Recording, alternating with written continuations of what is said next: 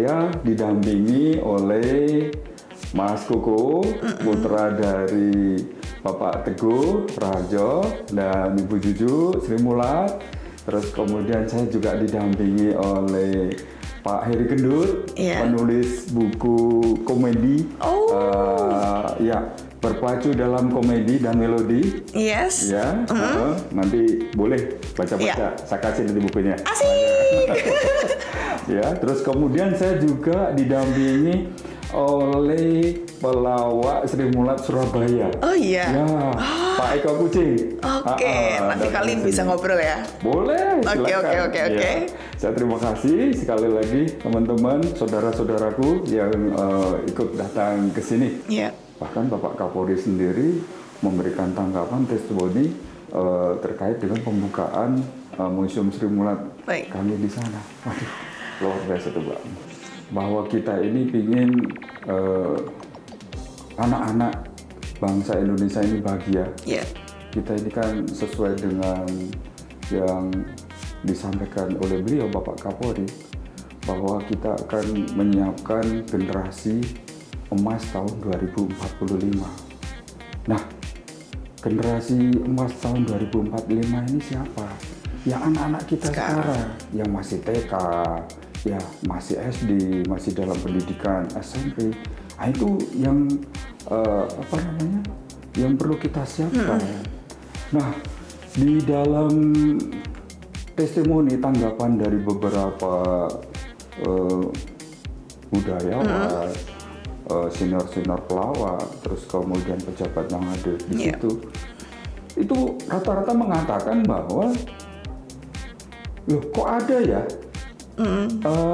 Museum Sri Mulat ya, loh kok baru tahu ya, ada ini ya, ada komedian dibikin museum ya. Pemirsa, balik lagi bersama dengan Ibda Ines tentunya dalam podcast Polri Presisi. Kalau Ines sudah hadir berarti ada yang spesial. Apa yang spesial? Nah, pasti pemirsa tahu dong dengan pelawak Asmuni.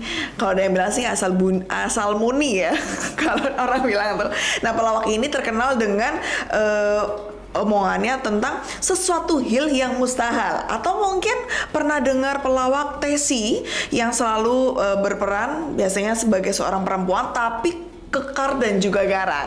Nah, di episode kali ini kita akan bernostalgia. Kita akan mengajak pemirsa semuanya untuk bernostalgia dengan grup lawak legendaris Indonesia yaitu Sri Mulat, di mana seorang perwira menengah Mabes Polri ini mendirikan Museum Sri Mulat yang berlokasi di Desa Bumi Aji, Kota Batu Malang, Jawa Timur. Nah, seperti apa kisahnya? Saat ini sudah bersama dengan Ines, ada Kombes Pol Tri Suhartanto, Kepala Siaga A Biro Pengendalian Operasi Staf Kapolri Bidang Operasi atau Rodal Ops Sops Polri, dan juga Bapak Eko Saputro, anak dari Teguh dan juga Juju Sri Mulat. Halo, apa kabarnya semuanya? Terima kasih Mbak Ines, selamat pagi. Selamat pagi, senang sekali rasanya ya sudah hadir pelawak-pelawak. Kayaknya Ines habis ini diajarin lawak deh. Nah Pak, kita tadi udah di-spill di awal kalau Bapak ini adalah salah satu, bisa dikatakan orang yang memperjuangkan bagaimana nama dari Sri Mulat tentunya bisa tetap ada sampai dengan nanti anak cucu kita dengan mendirikan museum. Nah, kalau boleh tahu Pak, apa sih yang mendorong Bapak untuk pada akhirnya mendirikan museum Sri Mulat ini? Ya, sebelumnya kami mengucapkan terima kasih ya Mbak Ines ya sama teman-teman dari podcast Mabes Polri. Ya, kita sebetulnya udah tayang 3 kali. Ya, baru kali ini kita datang di sini. Kami ucapkan terima kasih Mbak. Dan saya hari ini boleh ya saya memperkenalkan diri ya? Boleh. Ya, saya Tri Suhartanto. Sehari-hari kami dinas di Mabes Polri, di Kasiaga A Mabes Polri. Dan secara bersamaan, kebetulan saya juga penasehat Museum Gubuk Wayang Mojokerto. Kita punya museum 4 Mbak. Iya. Ya, rencana ada 5, 6 dan seterusnya. Nah, hari ini sekali lagi kami mengucapkan terima kasih atas undangannya teman-teman semua terkait dengan pendirian Museum Sri Mulat di Bumi Aji, Batu Malang. Kami museum ini harapan kami adalah supaya anak-anak bangsa kita ini bahagia. Ya, dengan adanya Museum Sri Mulat di Batu Bumiaji Malang, ini sebagai cikal bakal Sri Mulat kembali.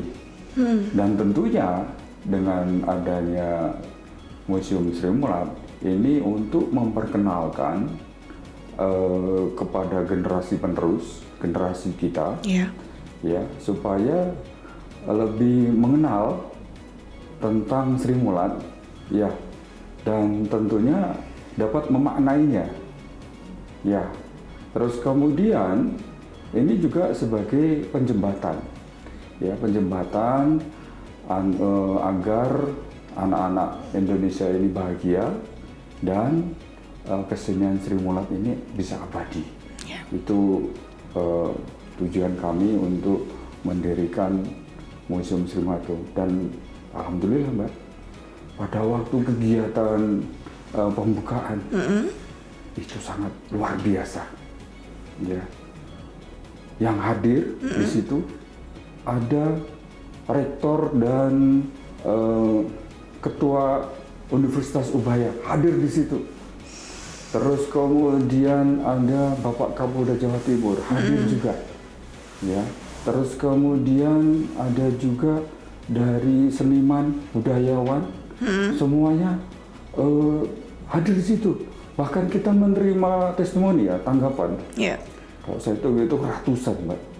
Lebih-lebih dari teman-teman kepolisian. Terus kemudian banyak loh yang kaget-kaget atau yang belum tahu. Nah, kesempatan itu adalah untuk mengenalkan. Jangan sampai nanti ya generasi penerus kita apa sih atau Sri Mulat itu banyak loh Mbak, anggotanya 360 anggota komedian se-Indonesia. Bayangkan saja, 1 batalion loh. Ya. Coba kita bandingkan Mbak dengan komedian yang dari Amerika. Jadi Chaplin aja, 1 orang. Kita ini Indonesia 360 loh, banyak loh Mbak, sangat banyak sekali. Komandan batalion kita. Dinas Pak, tapi saya penasaran Pak, sebenarnya kalau misalnya museum, misalnya kan museum pelawak ya, ini bisa dibilang, isinya apa Pak? Ya, kita sedikit menyampaikan sebetulnya kalau mau bertanya isinya apa, ayo datanglah ke ke Museum Sri Mulat di Batu. Ayo kita undang ke sana. Jadi bisa melihat sendiri. Nah, sedikit saya menggambarkan. Jadi untuk Museum Sri Mulat itu di sana ada artefak, ya, dan barang-barang koleksi milik pribadi dari Bapak Teguh Raharjo dan keluarga. Ya, itu barang-barang itu ada di sana, koleksi-koleksi beliau ada di sana yang diberikan kepada museum. Ya, yang tentunya dimahari ya, diberikan mahar, dan ada koleksi dari tokoh-tokoh pelawak lainnya. Ya, di situ mulai ada foto-foto, terus kemudian ada skrip naskah, ya, skrip naskah untuk manggung ya, untuk pentas Sri Mulat itu ada di situ juga. Terus kemudian baju-baju pentas ada di situ juga. Terus kemudian di situ ada juga golek Sri Mulat. Ya, itu sebagai pemajuan budaya yo. Jadi itu pemajuan budaya daripada Museum Sri Mulat di sana. Jadi tentunya ada edukasinya di situ. Baik. Kemudian saya beralih ke Pak Koko, Pak. Pak Koko kan putranya Pak Teguh dan juga Bu Juju. Bisa ngelawak juga, Pak? Penasaran kan? Katanya kan kalau pelawak biasanya ada yang menurunkan gitu kan jiwa seninya gitu. Tapi Pak, menanggapi dengan apa yang dilakukan oleh Pak Tri terkait dengan pembuatan museum ini, tanggapan Bapak seperti apa? Ya gini, jadi waktu kita ketemu dengan Pak Tri, kemudian dengan teman-teman dari pihak museum yang lain, setelah kita sharing-sharing, kemudian ada awalnya wacana, kemudian kita teruskan dengan kita action lomba ini. Akhirnya saya juga nggak menyangka ternyata memang kalau dari kami sendiri awalnya jujur nggak kepikir yang akhirnya saya berpikir oh iya ya kenapa ya kalau kita barang-barang itu kalau kita simpan sendiri yang dinikmati juga kita sendiri. Kenapa masyarakat umum kalau bisa menikmati juga mungkin bisa menjadi satu edukasi yang berbeda kan. Jadi akhirnya kita sinergi dengan Museum Lubuk Wayang untuk membuat ini masih berkembang terus. Jadi untuk ke depan nih kita masih mengumpulkan yang lain-lain. Kemudian kemarin ada waktu pembukaan itu Pak Tarsan juga hadir. Pak Tarsan hadir memberikan sepatu pentasnya yang haknya 20 cm itu orang udah tinggi. Tambah lagi.